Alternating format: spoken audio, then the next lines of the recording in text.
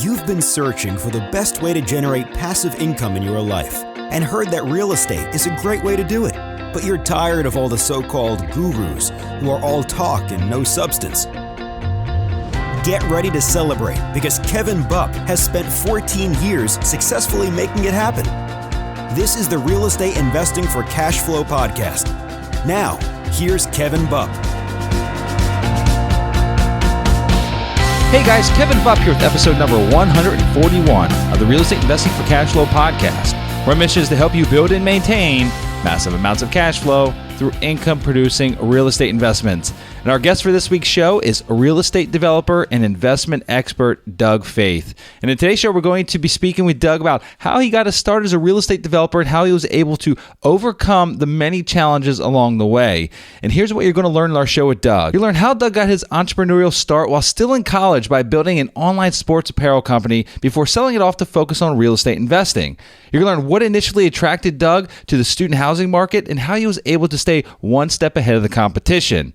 You're going to learn about the process of repurposing an old rundown factory into a modern multifamily apartment complex.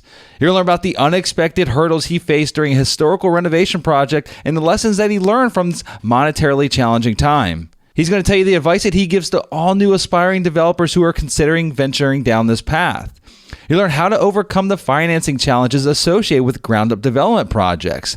You're going to learn what steps he would take to rebuild himself if he lost everything today and had to start all over again in a new city with no money and no credit, and much, much more. And guys, if this is the first time you're tuning into our show here, I want to welcome you to our incredible family that we have here at the Real Estate Investing for Cash Flow podcast. Or if you're one of the many thousands that tune in each and every week, I want to welcome you back. And again, just let all you know how incredibly grateful I am that you make the decision to spend time with me, okay? I wouldn't be here if it wasn't for you, so thank you so very much for this incredible, it's not a job, it's a hobby. It's a hobby that I really enjoy a lot, and I thank you for that. So, and a few laundry list items that I want to run through here before we get on to the show with Doug. The first one is I offer a free 30-minute phone consultation to anyone and everyone who has an interest in speaking with me about real estate investing. There's no sales pitch here. I won't try to sell you on a coaching program. No ulterior motives other than just to connect with others who share the same passion as myself. If you'd like to schedule that call with me, you can go to my website,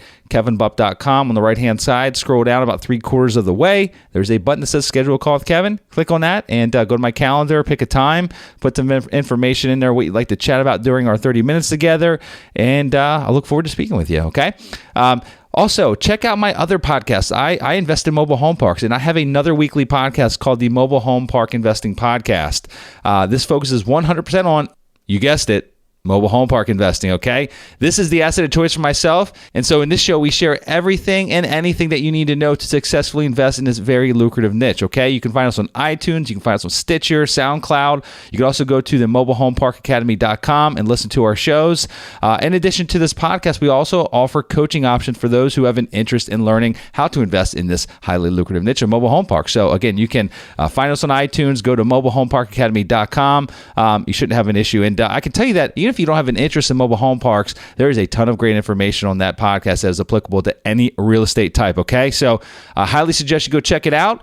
Some other great news is that our newly launched mobile home park investment partnership fund just went live a few weeks ago. So if you have any interest whatsoever in partnering with me and my highly skilled team on future mobile home parks, you can read more about our company and the opportunity to work together by visiting sunrisecapitalinvestors.com. Again, sunrisecapitalinvestors.com. And that is our investment company. That's what we run everything through. You can read about the opportunity to partner together there, and you can read about me and my team as well.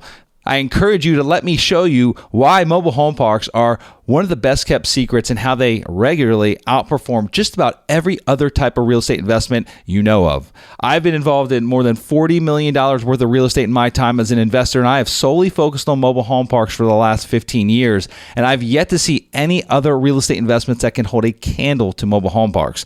So if you want to learn more, then just go visit us at sunrisecapitalinvestors.com. And here's another exciting item I want to mention regarding this partnership opportunity. Based on direct direct feedback from many listeners who have reached out to me that have shown an interest in partnering with us on mobile home park deals, but also maybe have a sincere interest in actually learning the mechanics of the mobile home park investing business. Now, we are offering complimentary lifetime memberships to the Mobile Home Park Academy to anyone who decides to partner with us on any deal. And by doing this, we're allowing those who invest with us a firsthand experience of the internal workings of our business. So not only will you participate in deals with us, but you'll also have the opportunity to learn the exact systems and processes that we use in our very own business. So maybe if one day you want to do your own deals, then you'll have the knowledge and the wisdom necessary while simultaneously partnering with a team who has a proven track record. Again, to learn more about this investment opportunity, go to sunrisecapitalinvestors.com. And one last thing here, if you happen to be in the Tampa Bay area, which is where I'm located, I love to meet up. I love meeting others who share the same passion I do about real estate investing, okay? So shoot me an email. My personal email is kevin@kevinbupp.com. Let me know just when you might be coming into town, where you plan on being, what your schedule looks like, and we'll see if we can coordinate a time to get together, okay? And now, guys, let's get on to the part of the show that you've been waiting for, which is our interview with Doug Fath. So here we go.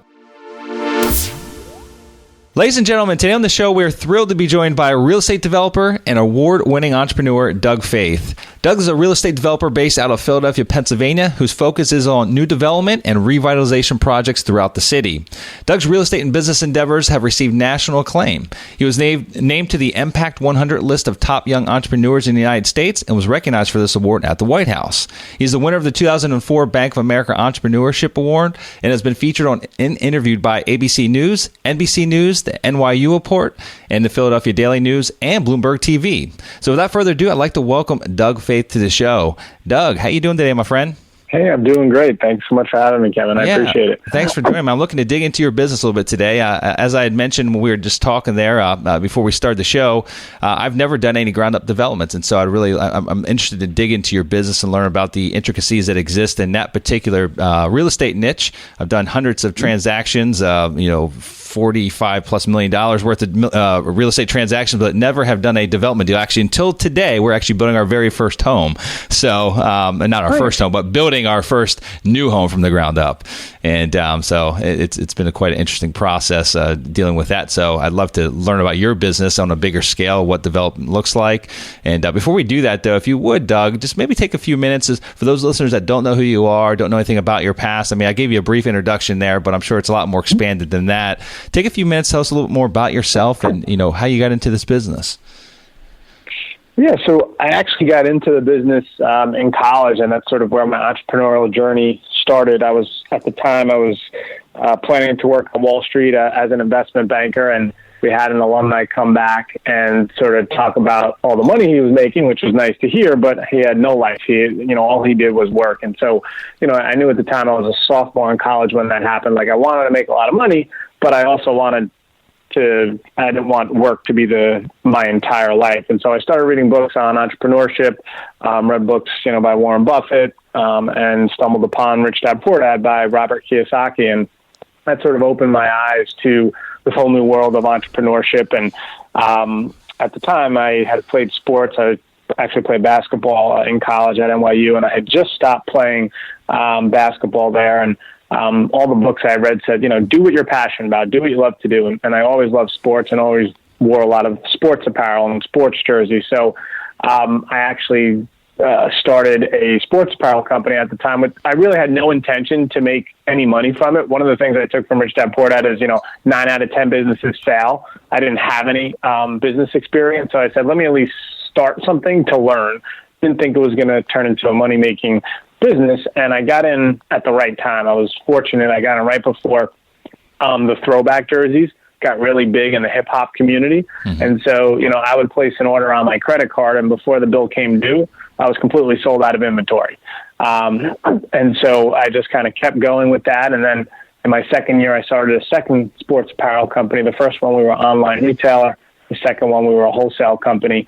And the year before my senior year, I decided to take the year off with the intention of selling the two sports apparel companies and getting involved in real estate. And so during that year off, I worked on selling the companies, which I did end up doing.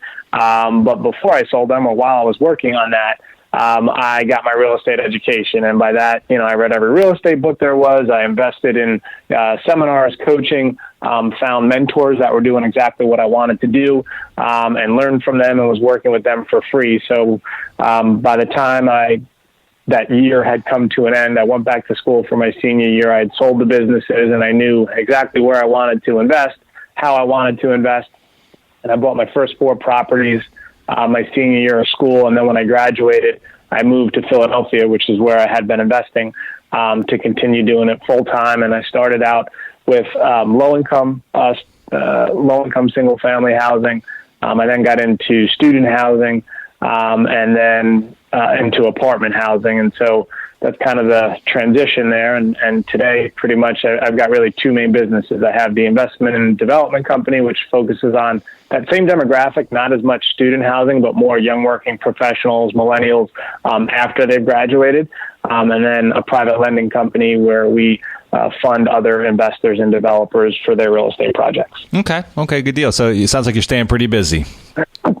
Yeah, that's for sure. And as I think I mentioned to you, I just had my first baby, a baby girl, about 6 weeks ago. So it's definitely been. Oh, congratulations! Yeah, that's great. I've got 2 young kids, so I understand. I've got a 4-month-old at home and a 3-year-old, so I get it. Yeah, it's good stuff, man. Yeah. Congratulations. Thank you. I want to ask you. So where were you actually born? So were you from Philadelphia originally, and then went to school at NYU, or actually were you born and raised in New York? Yeah, I was born and raised in New York, in Queens. Okay. Born and raised there, and then went to school in the city, and then ended up moving to Philadelphia. And again, how I found Philadelphia, or why I invested in Philadelphia during that year off when I was working with investors, they were investing all along the East Coast. So through that experience, I was able to look at a lot of different markets along the East Coast. And, for me, the big thing was I wanted to find a market where there were cash flow opportunities as well as appreciation. And Philadelphia was that market for me. So that was how sort of I identified that market and then jumped into that market. Okay. Would you still consider it to be a market where there are cash flow opportunities? I mean, I know that Philadelphia has definitely heated up and has seen tremendous growth over the past 10 years. But are there still opportunities for cash flow plays? Yeah, there definitely are. I mean, you're absolutely right, Kevin. The market has, gotten hot in the last 10 years, but there are still plenty of opportunities for cash flow in the Philly market. Okay, good deal. So let's talk about these first 4 deals that you did. So you bought 4 single-family homes. I want to understand kind of the path that you took and the path that led you to development, because you initially started with 4, probably distressed single-family homes. Correct? I mean, am I correct in that? Okay. So 4 distressed single-family homes. And then at what point in time did you kind of open your eyes up to multifamily, but then also to development projects? I mean, because it's buying existing and renovating, or buying distressed renovating, is a completely different business model. I mean, the other end of the spectrum from development plays. And so talk to me about that path that you took and what led you to where you are today. Yeah, and I think a lot of it is you've got to take what the market gives you and adapt as the market changes. And so when I shifted from sort of the low-income housing into student housing, at that point, even when I made the shift to student housing, was still initially the model was just single-family. It was a single-family home, and we rent out the bedroom. So if you had a 4 or 5 bedroom house, we rent it out to a group of students, sort of by the bedroom, and initially did a handful of those, and then got into apartments for students as well that were a bit more, I'll call it more apartment style living, but near the campus that we were renting to students. And then as that market got, I don't know, saturated, but just, there was a lot of competition then for those types of properties. There was less competition for land. And so, again, as the single families and the multifamily, buildings started getting a lot more competitive pricing wise, we were able to find cheaper opportunities with the land. And that was how we then started doing new construction for student housing. And then again, as a lot more money has flowed into the student housing sector, we started to see that prices started going up, and there was actually a bit of softening with rents because there was so much more product coming in the market. And so then we pivoted again with still sticking with that same demographic. We've known these students, we've housed them for 4 years. They're now transitioning to the workplace and young working professionals, and then started, creating housing opportunities for them And again, we still do rehabs, and we just finished, repurposing a warehouse that we turned into apartments. And then, we also have, new construction apartments for that same demographic that we're doing now as well. Mm-hmm. I saw that on your website. Let's talk about that for a second. That looks like a pretty cool project. So it was an older warehouse, about 7,000 or 8,000 square feet, and you guys converted it to, was it seven apartments? Yeah, correct. Okay. Yep. What was that warehouse prior to? What had it been used for in the past? It's interesting. It had been used for a cabinet making factory at one point. The last use of it, believe it or not, was as a single family. It was there was one individual, which is pretty. I wouldn't call it the best use for it, but which was a pretty interesting use. But that was actually the last use for it before we purchased it. And so, because that had been the last use, we had to go through zoning and get variances to change it to apartments and to get the use that we wanted. But that was I'd say that's probably been one of my favorite projects to date. I mean, I certainly enjoyed the new construction side of things, but repurposing like warehouses and buildings like that is a lot of fun, because you get to sort of keep some of that old character and charm, and sort of mesh that in or merge that in with some of the new stuff as well. And I like the combination of that with the repurposing that you don't necessarily get to do with new construction, because with new construction, everything's new. Yeah. I love that old look too. I love that old industrial mixed with contemporary modern look. I mean, I love that. So I like to if you don't mind, I'd love to dig a little deeper into this deal and kind of tear it apart or peel back the cover a little bit on it, just so we can get a sense of, number one, how you found it. Number two, how you identified it as an opportunity. I mean, you look at this old building. When was it built? Probably in the late 1800s, early 1900s. I mean, it looked like an old building on your website. Okay. Yep. So, kind of walk us through, how you found it, and then how you identified it as an opportunity. I mean, most people, they look at this old warehouse it's a brick building. It's got, some broken windows here and there. I mean, it's old. I mean, help me look through your eyes at this thing, and where did you see the opportunity to convert it into 7 apartments? And then after that, I'd love to talk to you about you going through that process with planning and zoning, getting the variances to change underlying zoning into multifamily. So you mind talking about that? I'd love to just kind of pull this one apart a little bit, if you wouldn't mind. Yeah, sure. So, in terms of identifying properties or opportunities, we're always looking for value add stuff. So we're looking for the ugly stuff. So if you got a building that's already rented and stabilized, that's not really the opportunities that we're going after. So we're looking for, just like you said, a rundown building like this, broken windows, it's clearly vacant and abandoned, or land. And so we have the target areas that we want to invest in. And then, just through pounding the street and identifying, again, those rundown opportunities, we'll then track down the owner, skip trace the owner, get in touch with them, see if they're interested in selling, and then cut a deal with them. And that was exactly how what happened with this deal here. Came across the building, tracked down the owner, got in touch with them, and this one we were actually negotiating with them for about 6 or 8 months before we finally inked a deal with them, which things don't always take that long, but that was how long this one took just to get it under contract. And part of the issue was because we knew we were going to have to get a variance for the building.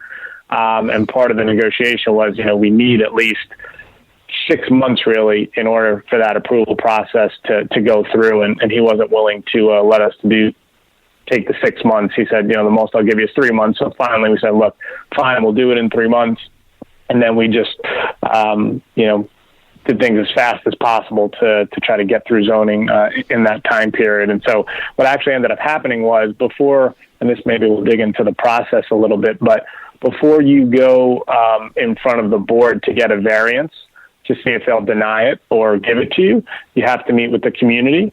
And then the community, if they agree to it, they'll vote on it, and the community will give you a letter of support so that when you go in front of the city for your variance request, you could say, hey, I met with the community, here's their letter of support, and the council person, is on board as well. And so what happened to us, since we only had 3 months, we were able to get the community meeting in, and we did get a letter of support from the community, but we weren't able to have our variance meeting with the city in time. So we actually closed on the property before we had approvals. which I typically never do. But the only reason we were comfortable doing that was we had the letter of support from the community. We had a letter from the councilman. And typically when you have those two things, you always get your approval once you go in front of the board. I shouldn't say always, 99% of the time, right? There's always that time. It's never a done deal until it's a done deal. Sure. But because of that, we felt comfortable doing that, and then we did get the variance. Okay, good. Yeah, it's a little bit of a risk there, but I mean, I guess it's all a calculated risk, and you guys have been down that road before. Right. You had relationships there, with the local government, so you had a good feeling in your gut that if you got these other supporting documents or approvals, that you would get that variance that you needed. So you went direct to owner on this one. It was not listed. You guys found the building. You went direct to owner, and so it wasn't technically for sale. Is that correct? Correct. Yeah, that's correct. Okay. Yep. And do you mind asking what you paid for it, the building itself? We paid $300 for it. Paid $300. Okay.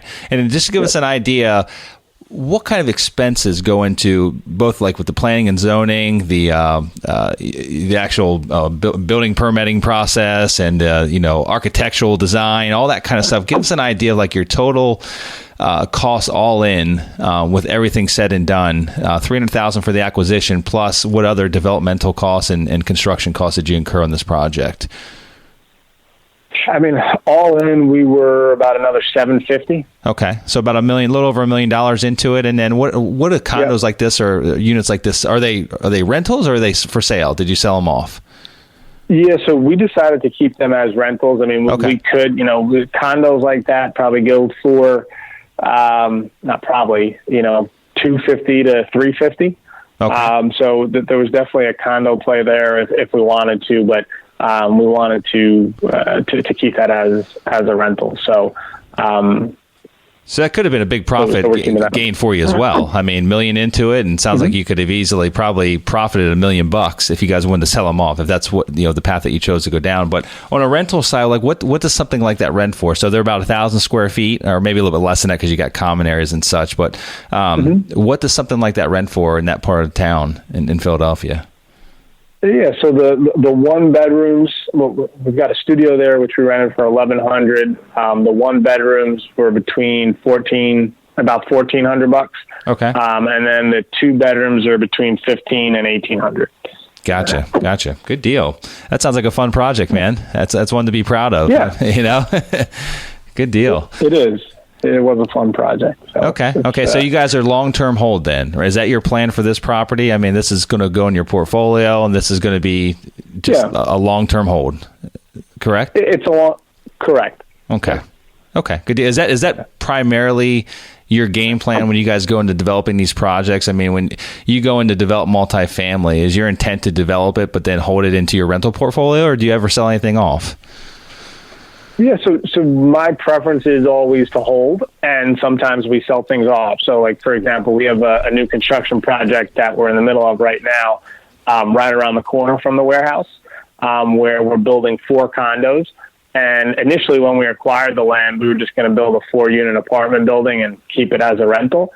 But, again, going back to the market, going back to just the pricing of things, if we're really able to get the pricing that condos are going for right now, we're just going to sell them as condos. So we actually think we're going to sell them as condos. And if for some reason they don't sell, then we'll just keep them as rentals, which was our original plan to begin with. Okay. Good deal. I'd like to switch gears a little bit, Doug, if you don't mind. I'd like to ask you about your development projects over the years, and if you could pick one that every different development project has probably its own challenges associated with it, but was there one in particular that you would really identify as like the most challenging project to date? And it doesn't have to be multifamily; it could be any of the different development plays that you've done over the years. Would you mind speaking to that a little bit about that challenging project? What was challenging about it, and how you overcame the hurdles associated with it? Yeah, that's a good question. Most challenging. Specifically from like maybe the development side or even from the construction side, or any side, the one that gave you the most gray hairs, even from the political side of dealing with the city, like it could be from any angle, whichever project gave you the most gray hairs or stressed you out the most, and how you overcame those challenges. Sure. So it's probably, and this project was, I don't know, maybe 5 years ago, but it was a single family project that we converted to a 4-unit building. And it was a historical designation. So there were just, a handful of issues that came up there with dealing with the historical commission and their requirements on what you can and can't do to the building. And so anytime you're dealing with a historical renovation, especially on the exterior, there's certain requirements that you have to keep, and it always ends up being a lot more expensive than you planned. So there were a handful of issues on the project, but that was one of them, was not understanding at the time the impact of the input of historical commission. And just, as an example, like for windows, for example, you can't use vinyl windows, which will, your typical vinyl replacement windows maybe cost you $300. Where you've got to use, custom made wood windows, which cost about $1,000 or $1,500. Wow. So, you take that times however many windows you have, that, out the gate is one thing. The other thing is the exterior of the building, the brick. If you're replacing any of the brick or doing any pointing, there's certain materials that you have to use for that. And I forget exactly what the delta was in the cost, but it was something similar where, it's just significantly more expensive than the brick or the pointing or whatever you would typically do if you were just renovating that building. So we had that complication there from the historical. And then on the construction side, the GC that I've been using for probably about 6 years, just unfortunately ran into some personal problems, and it really impacted his ability to execute projects. And we had 3 other student housing projects going on at the time in addition to this one, and we were finishing up 2 of them. The third one he was like faltering on, and he was about to get started on this one, and it didn't make sense to do it because of how it was performing. So we had to scramble last minute to hire a new GC and deal with a whole bunch of new contractors. And because it was in such a crunch, and because it's student housing, like you need to deliver it by the end of August, by the time they move in, because otherwise you miss out on the entire season. So a lot of things were rushed. We had to bring in some new contractors, and the GC that we hired didn't really do as good a job as we would have liked him to. And so I ended up having to get involved there, and I actually had to finish out that project sort of the last month or so as the GC, and was just there kind of like 24/7, on top of everything else that we had going on. So that one definitely sticks out on my mind, just because it seems like there were obstacles every step along the way. But the good thing is, we did get it done, and we did finish in time for the school season and got it rented out, and was able to move on and fight another day. But that one was okay. Sticks out of my head. So you actually had to strap your tool belt on, it sounds like, and go in there and run the show for a period of time to make sure that thing got done, which is the life of an entrepreneur, whether you own a business or you're involved in real estate. Either way, I mean, you got to be willing to step back in and take the show back over if need be. You can delegate many things, but sometimes there's breakdown points, and it's good that you just kind of step back in. You didn't let it falter. You just stepped in and took control and ran with it.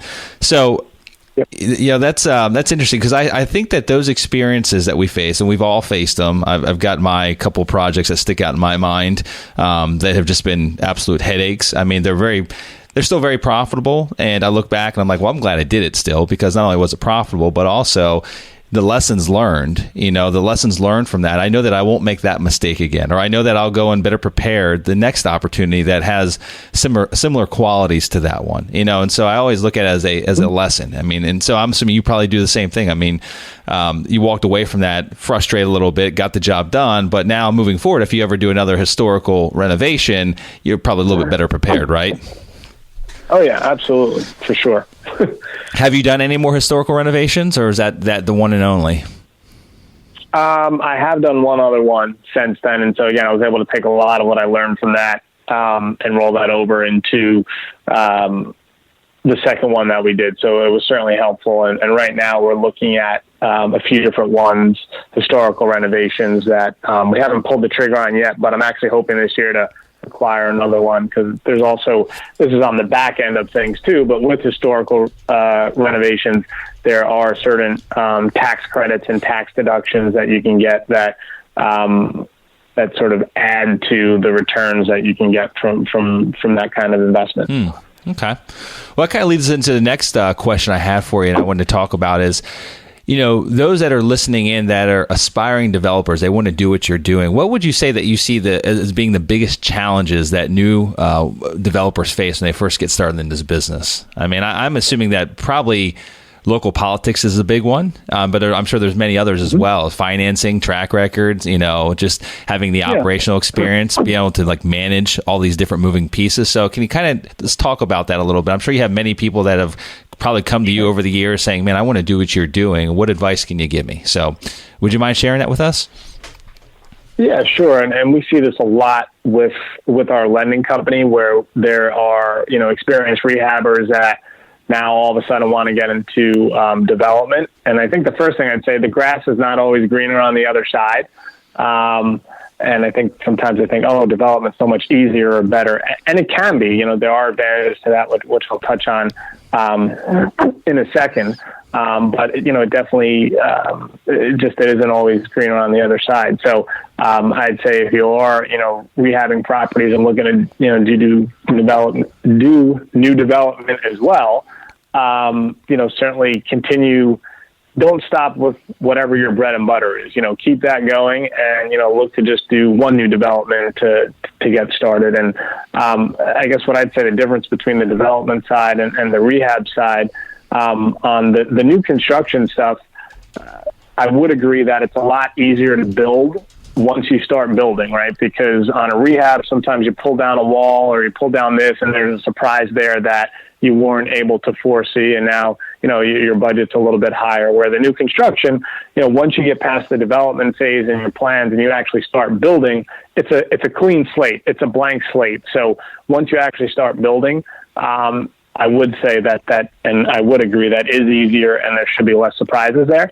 Where the surprises occurs on the development side. So, are you going to be able to get the zoning that you want to get for that? So a big thing is the zoning that you're looking to get. Is that something that you're able to get by right, meaning by the letter of the law? You can convert it to whatever it is you want to convert it to, or if not, you're then going to have to go through a variance process like I was talking about earlier. And, when you go through the variance process, essentially, you're taking a risk, because what you want to develop it into is not up to you. It's up to someone else, and they're going to say whether you can or you can't. So it's really more on the front stages of the development side in that business where I'd say the risk is. But once you get past the development risk, the construction side of things is a lot easier, building new construction as opposed to renovating. Okay. And I want to talk a little bit about that variance process. I mean, every city's different, every township's different, every municipality's different in terms of time frames and just the local politics that you have to go through in order to find out if a project's even possible. But just speaking in generalities, if a listener to the show, they're out looking, they see an opportunity. Let's say it's either a tear down type opportunity, or just a vacant piece of land. Either way, what is the initial process that they would need to go through in order to find out if the project that they're envisioning can even be done on that piece of property? I mean, is it just a matter of picking up the phone and calling planning and zoning department and asking the question, giving them the address and asking the question, or is it a little bit more in depth than that? I'd say it's a little bit more in depth than that, because if you call them, one, to get through is probably unlikely, and I don't think they're going to tell you exactly what you can do. So at least what I've done and what I suggest is, understanding and looking at the zoning law and actually reading the zoning code in your municipality. Like in Philly, they actually have it online, and so certainly sitting down and talking with a good zoning attorney to make sure that what you're looking to do, either you are going to be able to do by right, or if not, at least knowing and understanding that. So looking at the zoning code, seeing if you can do that, by right or not. And if you can, great. It's just a matter of, paperwork. Your architect will, put a site plan together for you, fill out some documentation, and then you can submit for your permit, your zoning permit. And if it's a by right application, you'll get that zoning permit back approved. if it's something that you need a variance for, you're going to receive a denial back. And then once you receive that denial, you then can submit for a variance. And when you submit for a variance, they'll send you back paperwork because you then have to like notify all the neighbors. You got to post signs that, hey, you're requesting a variance. And then between that point and when you have your variance meeting with the city, as I mentioned earlier, you have to meet with, it's called the RCOs, which is a registered community organization. So you got to meet with the community and essentially pitch what you're looking to do there. And then the community will vote on it and either give you an acceptance letter or a letter of support, or give you a letter of non-support for when you go in front of the city for your actual variance request. Okay, got it. Have you experienced any issues when you were first getting started in Philadelphia? I mean, I don't know if Philadelphia operates this way. I know I've heard that Chicago is kind of this way, but there's a lot of local political power involved with decision-making processes, and can be very challenging to do business. Have you experienced anything like that when you're first getting started, trying to get your foot in the door, dealing with the local municipalities? Yeah, I would agree that is the case in Philly. And so, going back to your question in terms of if someone's doing their, first development deal, what would I suggest? I'd suggest that you start with development opportunities that you can do by right. In other words, you don't need to get a variance. I mean, I don't know, I probably did maybe 10 deals, maybe a dozen deals where I changed the zoning, but I knew I could do it by right. Before I, went out there and started looking to get variances. So, which goes back to knowing the zoning code. And again, that was one way that, we were able to create immediate value with whether it be land or buildings that we were acquiring, because we knew the zoning code so well. It may have been zoned one way, but we knew that we could change it to the zoning, which would have a higher valuation. So, we can give them their full price offer at whatever they were asking for, because they were looking at it through the lens of how it sits right now, where we knew it would be no problem. We could do it by right to change the zoning, and it would have a higher valuation. So I would say that's probably a great way to start if you're looking to do your first development deal. Okay, good deal. How about the financing challenges that a new developer might experience? I mean, would you say it's a little bit more challenging for them to get funding on a project that doesn't necessarily exist yet than buying maybe a rehab type play? Yeah, I would say it is. From the bank's perspective, it is going to be more challenging because from the bank's perspective, the riskiest type of loan is a construction loan, and then in particular, a new construction loan is, from their standpoint, is riskier than a renovation loan. So that is going to be more of a challenge. But hopefully you've got a track record or maybe a good balance sheet or cash flow statement that and relationship with the bank as well, that they'd be willing to kind of do that first one for you. Okay, good deal. I'm going to ask you a question now, Doug. I'm going to hopefully not catch off too much off guard, but I want to ask this because I think it's very fitting based on your background and your experience, being that you didn't necessarily grow up in Philadelphia. You kind of researched markets. I know you worked with a few other investors, and you identified Philadelphia as a place where there's opportunity that necessarily didn't exist in where you grew up in the city of New York. So I want to ask you this from a perspective of if you lost everything today, let's say something happened to Philadelphia for whatever reason, something happened to where you could no longer invest in Philadelphia, you lost everything, and you had to rebuild your real estate business all over again in a brand new city and state. Didn't have any contacts, your investors all dried up, and you had very little money to your name. I mean, what steps would you take to do this, and why? Yeah, I do the exact same thing that I did, which was, finding people that were doing exactly what I wanted to do, and then just, follow them, shadow them, learn from them, work with them in any capacity to, understand that business, to understand that market. So if I was, being thrust into, a new market that I needed to learn, I'd go out and look for who are the top 5 biggest investors, developers in that market, and reach out to them. Okay. What kind of value would you try to bring them? Because I think this is very important. This is the very important component. And whether you want to be a developer or an investor, and whatever niche you want to get into is in real estate investment. If you're just getting started, because I think this is very important, is finding someone else that's out there doing it. But I think the more important part is like what kind of value can you give them? I mean, because they're busy, they probably don't need someone else just following them around, wasting their time. Yep. And so you got to add some kind of value to them in their business. So what kind of value would you try to add to that person's business? Yeah, that's a great question. And that goes back to, once you've identified who those 5 are or whoever it is that you want to reach out to, you need to do some due diligence and research about them, right? Understand their background, sort of what they're doing now, and ideally see, or maybe, is there any way that you can identify what some of their needs are, right? So that when you reach out to them or you go and meet with them, you sort of have that in your back pocket and can put that out there and offer that. Look, sometimes you're not able to find that information just by kind of like looking into them, publicly by a website or social media or whatnot. And so if you don't have that, that's fine.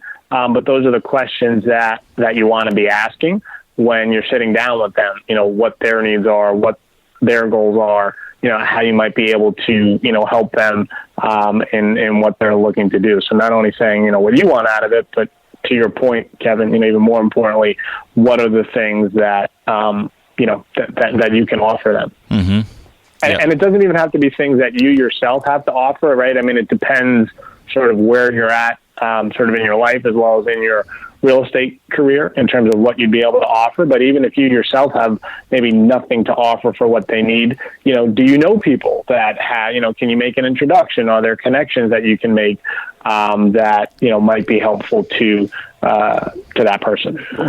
Yep. No, that's great advice. I mean, that's the number one thing that those that are listening in right now, that if you haven't got your start yet, you're just looking to get your foot in the door, whatever it is you want to invest in, whatever angle real estate you want to tackle, find someone else out there that's doing it. Don't reinvent the wheel. Find someone else out there that's doing it, that's doing exactly what you want to do, and figure out how to bring value to them in their business. I mean, it's as simple as that. And that can mean so many different things, as Doug just alluded to, but you got to figure out a way to bring huge amounts of value to them in their business, because they're busy, they're successful already.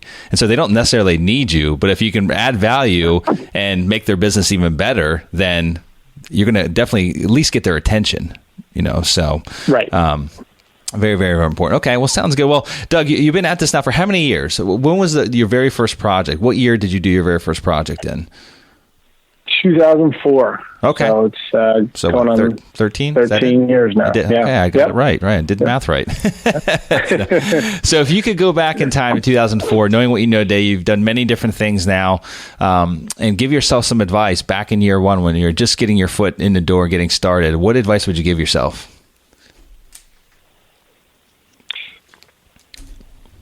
Well, I think probably the number one advice I give is actually similar to what I just said in terms of, identify people that are doing what you want to do and follow them and shadow them. But I'll give you something in addition to that, given Well, you did that already. So is there anything that you didn't do? Yeah. Is there anything that you didn't do that you would go back and say, man, Doug, get your act together. Why don't you do this? I'd say have a balance of looking at the short term as well as the long term. And I think for most people oftentimes are so focused on the short term that they may not be looking at things from a long-term perspective. And I was actually a bit of the opposite. I was so focused on the long-term perspective when I first started out that I wasn't looking as much as the short-term perspective. And so just as an example, and so it depends which side you fall on personally. I think everyone's a little bit different, but the key takeaway is having a balance between the two. And for me, and my story was I was always focused on the long term, right? So I wanted to have, as much equity in deals and, sort of defer compensation, upfront for stuff so that I could get as much equity in deals so that I could have, cash flow and build wealth, which in my mind made sense. And I still think it makes sense. But the problem that I ended up having when I started out was by deferring all that stuff. Like, I was just coming out of college at the time. This is what I was doing full time. I still needed money to eat off of like then and there. And so that was something that I learned early on, was that it's great to, defer stuff, which I still do. But for me, I was deferring too much stuff that I wasn't taking care of, my immediate needs, that had, racked up some credit card debt at the time. And so, that was a valuable lesson for me to learn, is that there's always a balance sort of between those two things. So that was the example. I was on one side. As I said, I think oftentimes people sometimes can be the opposite of that, too focused on the short term. Like, I want to make all this money now, and then not planning on the backside for their future. So just keeping a balance between the two as you're moving forward in your career. Okay. Yeah, that's great advice. That's fantastic advice. Now, Doug, this is where we kind of enter into what I like to call the Golden Nugget segment of the show. And this is where we're going to wrap things up for the day. And you've given us a ton of great advice, tons of wisdom. You've been very successful at what you've done. And so I really appreciate your time today. But if you could leave our listeners with just one last final Golden Nugget of advice or wisdom that may inspire and motivate them as they progress in their real estate investing career, what would that one last Golden Nugget be? Yeah, so I think as you progress in your real estate career, I'd say the Golden Nugget for you is like really identifying and discovering, like, what is your unique ability? What is that thing that you're the best at? And, for me, when I first started, and really for like 10 years, like, we did it all in-house. So what I mean is we did property management in-house, we did construction management in-house, and I learned a lot doing that. It was a good experience in that sense. But that just wasn't the stuff that I was best at, right? Like, what I'm best at, my unique ability is, being able to look at the bigger picture, simplify complexities, and then, move forward, always growing inside of creating wealth with passion and purpose. And so once I was able to, really discover my unique ability, what I'm best at, also being okay with what, I'm not good at, it allowed me to pivot and really redesign my development company so that I could focus on the bigger picture stuff. I could focus on the deals and the finance side of things, which is, what I'm best at, and outsource that. And it's amazing the difference, still being in the same businesses, but the difference in terms of, one, my happiness, my enjoyment, my fulfillment, but then also the difference that I'm able to make and the money I was able to make when I was really able to hone in on my unique ability and focusing on that and spending as much time as possible in that role. Yeah, and I think that's great advice. That really goes down to the importance of building a team. Surrounding yourself with others that have complementary skill sets.